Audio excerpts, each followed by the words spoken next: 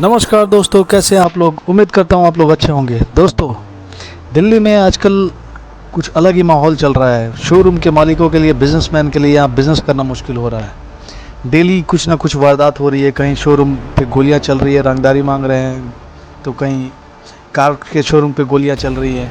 अभी अभी दिल्ली में बेखौफ बदमाशों का आतंक देखने को मिला है।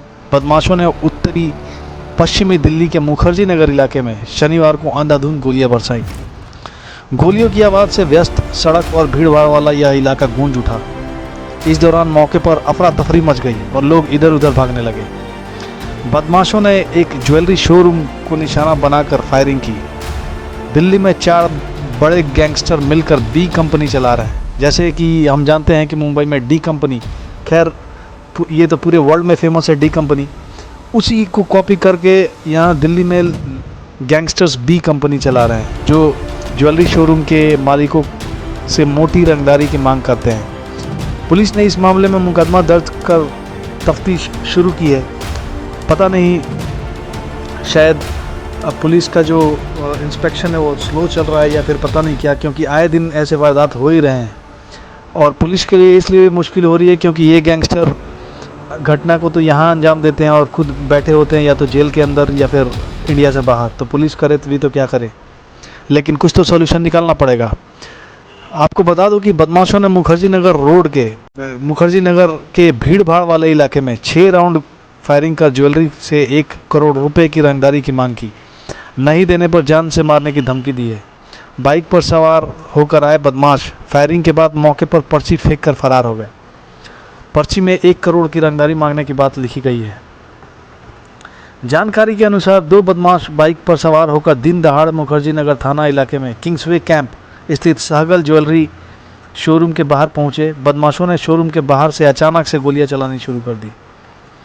यह देखकर पूरे इलाके में आसपास के लोग इधर उधर भागने लगे। गोलियां चलाने के बाद बदमाशों ने एक पर्ची फेंकी जिसमें बी गैंग लिखा हुआ था। साथ ही उसमें लिखा था कि अगर अपनी जान बचाना चाहते हो तो 1 करोड़ रुपए दे दो, वरना जान से हाथ धोना पड़ेगा।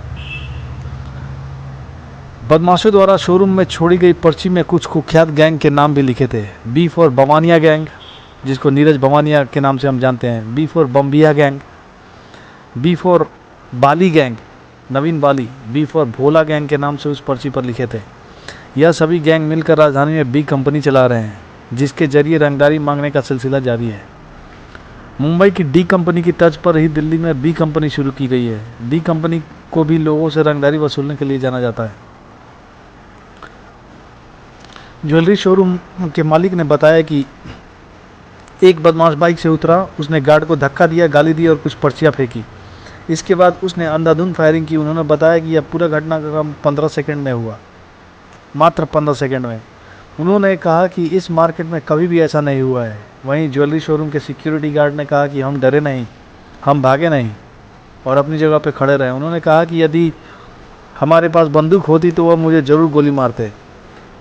गार्ड का ये कहना है कि अगर गार्ड के पास बंदूक होती तो जो अपराधी थे वो उसको ज़रूर गोली मार देते, क्योंकि उनको ऐसा लगता कि गार्ड रेजिस्ट कर सकता है या फिर गार्ड उन पर क्रॉस फायरिंग कर सकता है, इसलिए वो गार्ड को पहले गोली मारते हैं, उसके बाद शोरूम पे गोलियां चलाते। दोस्तों, अगर ऐसा ही चलता रहा तो कैसे चलेगा। दिल्ली में कोई बिज़नेस कैसे करेगा, ये आम लोगों के लिए भी मुश्किल हो रही है। दहशत का माहौल बन रहा है। पुलिस प्रशासन को इस मामले में जल्द से जल्द एक्शन लेना चाहिए।